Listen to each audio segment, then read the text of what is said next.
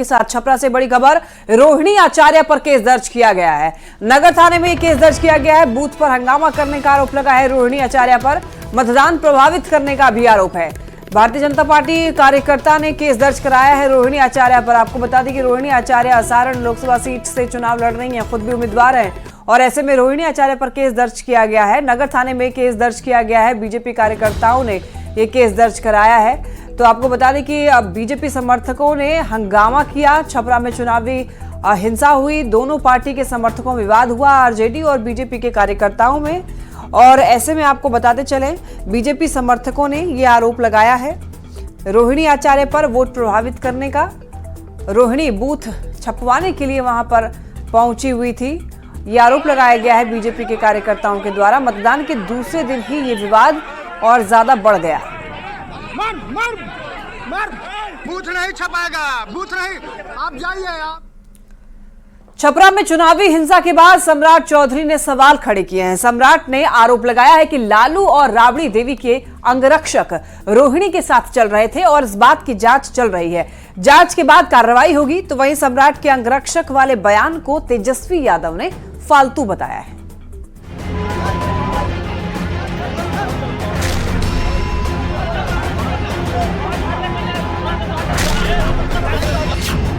क्या रोहिणी आचार्य के साथ चलते हैं लालू प्रसाद और राबड़ी देवी के बॉडीगार्ड?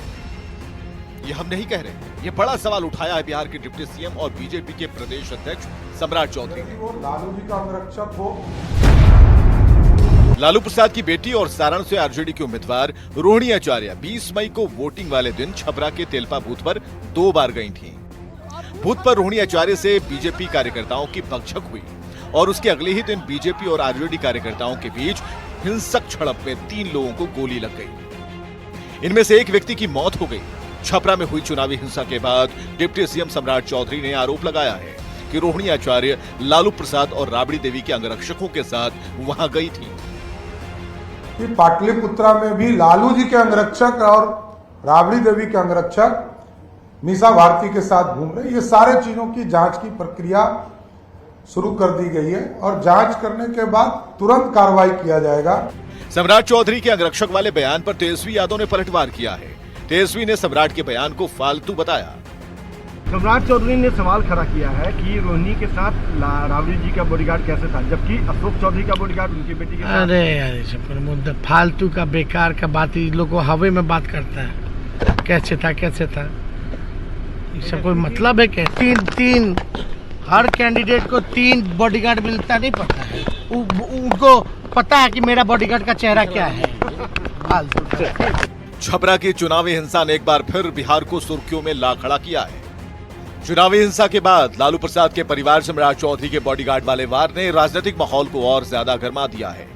न्यूज 18 के लिए पटना से रवि एस नारायण और अमित कुमार के साथ ब्यूरो रिपोर्ट।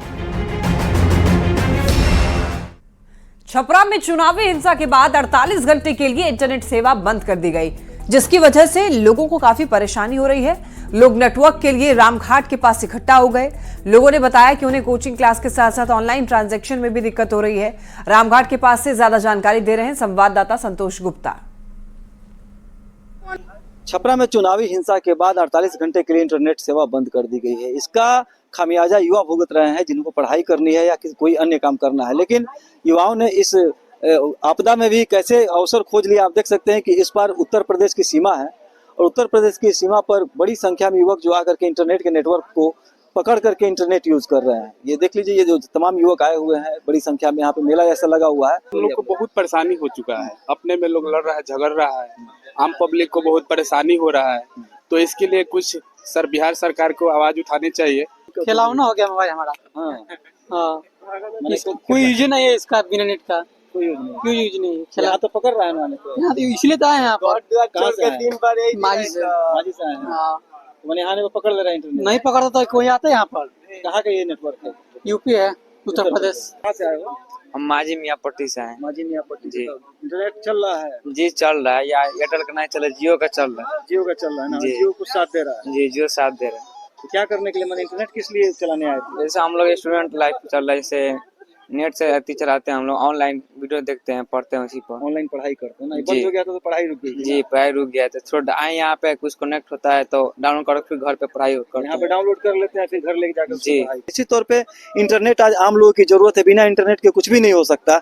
और ऐसे जब हिंसा होते हैं तो छपरा में साल भर के अंदर 2-3 बार ऐसी घटनाएं हो चुकी है जब इंटरनेट को बंद किया गया है। ऐसे समय में युवाओं को काफी दिक्कत हो जाती है और इस कारण से परेशान होते हैं युवा। लेकिन उत्तर प्रदेश की सीमा पर ये जो जगह है युवाओं के लिए थोड़ी राहत जरूर देता है ऐसे समय में, क्योंकि पिछले जब भी इंटरनेट बंदी होती है तो यहाँ पे युवाओं की ऐसी भीड़ देखी जाती है और बड़ी संख्या में युवा यहाँ आकर के इंटरनेट का आनंद लेते हैं। संतोष गुप्ता, न्यूज़ 18, छपरा।